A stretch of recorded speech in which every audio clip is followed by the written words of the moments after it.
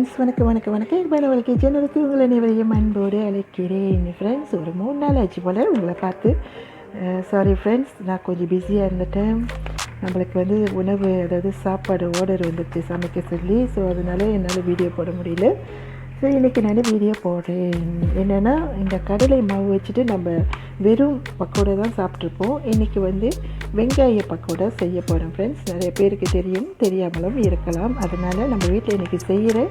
அதை உங்களுக்கு இப்போ காட்ட போகிறேன்.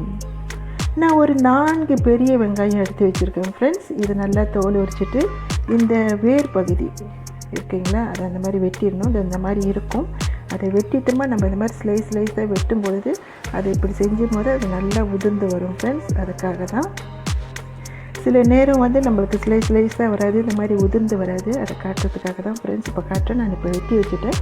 நான் அடுத்தது இந்த வெங்காயம் இதெல்லாம் ரெடி பண்ணிவிட்டு உங்கள்கிட்ட காட்டுறேன்.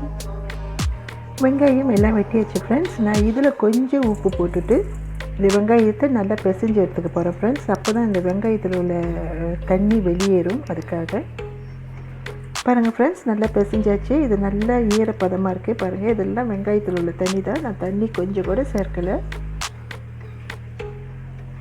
நான் இந்த வெங்காயத்தில் ஒரு 1/2 ஸ்பூனுக்கு வெறும் மிளகாத்தூள் போட்டுக்கிறேன் ஃப்ரெண்ட்ஸ். உங்களுக்கு எந்த அளவுக்கு காரம் வேணுமோ அந்த அளவுக்கு நீங்கள் கூடவும் போட்டுக்கலாம், குறைச்சும் போட்டுக்கலாம். 1/2 ஸ்பூன் சீரக பொடி, 1/4 ஸ்பூன் கரம் மசாலா, சிறிதளவு பெருங்காயத்தூள் ஃப்ரெண்ட்ஸ். இந்த பருப்பு மாவில் நம்ம செய்கிறதுனால அது காற்றாக இருக்கும், அதனால் பெருங்காயத்தூள். நான் கொஞ்சமாக கடலை மாவு சேர்த்துக்கிறேன் ஃப்ரெண்ட்ஸ். இது அளவு சொல்ல முடியாது, சிறிதளவு தான். நான் அதிகமாக போட மாட்டேன். இதிலே நான் பிசைஞ்சு எடுக்க போகிறேன் ஃப்ரெண்ட்ஸ். தண்ணி ஊற்ற வேண்டாம்.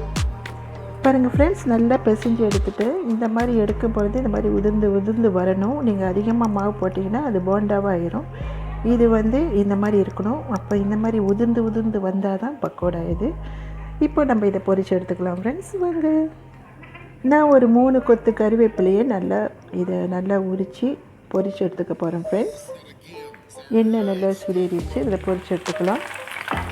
இந்த கறிவேப்பிலை நல்லா முருகலாக இருக்கும் ஃப்ரெண்ட்ஸ். இப்படி பொரிச்சு எடுத்துக்கிட்டோம். இந்த கறிவேப்பிலையோட மனம் அந்த எண்ணெயில் இறங்கும். அந்த எண்ணெயில் நம்ம பக்கோடா பொரிக்கும்போது செம்மையாக இருக்கும் ஃப்ரெண்ட்ஸ், வாசமாக இருக்கும். கொஞ்சம் கருவேப்பிலை இப்படி பொரிச்சு எடுத்துட்டேன் ஃப்ரெண்ட்ஸ். 1-2 கருவேப்பிலை எண்ணெயிலே விட்டுட்டேன் ஃப்ரெண்ட்ஸ். இப்போ நம்ம இந்த வெங்காயம் பக்கோடாவை இப்படி உதிர்ந்த பாக்கில் போட்டுக்கலாம்.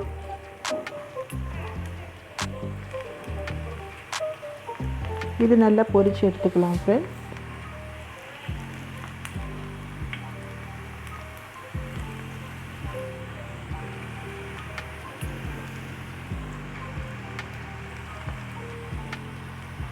நீங்கள் கடைகளில் வாங்கி சாப்பிட்டிங்கன்னா இது செவந்த கலரில் இருக்கும் ஃப்ரெண்ட்ஸ். காரணம் அதில் கலர் போடுவாங்க. நான் கலர் போடலை. நம்ம வீட்டில் சமைக்கிறதுனால இதுக்கு கலர் தேவையில்லை. பாருங்கள் ஃப்ரெண்ட்ஸ், இது நல்லா பொரிஞ்சிருச்சு. நான் இதை எடுத்து வச்சுட்டு மற்றது எல்லாத்தையும் பொரிச்சிட்டு கொடுத்து காய்ச்சேன். பாருங்கள் ஃப்ரெண்ட்ஸ், இது பார்க்க மட்டும் இல்லை, சாப்பிடவும் செம்மையாக இருக்கும் ஃப்ரெண்ட்ஸ். செம்ம முருகலாக இருக்கும். இந்த பக்கோடா எப்படி முருகலாக இருக்கோ அதே போல் நம்ம பொரித்து வச்ச கருப்புலேயும் முருகலாக இருக்கும் ஃப்ரெண்ட்ஸ். பாருங்கள். ஸோ இந்த பக்கோடாவுக்கு இது மேலுக்கு அப்படி போட்டுக்கலாம்.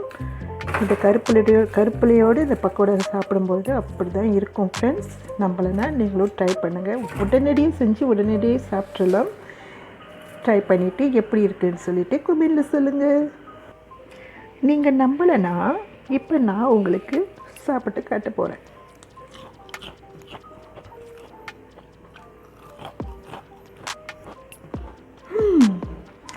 செம்ம பங்கம் போங்க. இப்போது ஒரு டீ கலக்கி அதோடு சேர்த்து இது சாப்பிடும்பொழுது இன்னும் பங்கம்.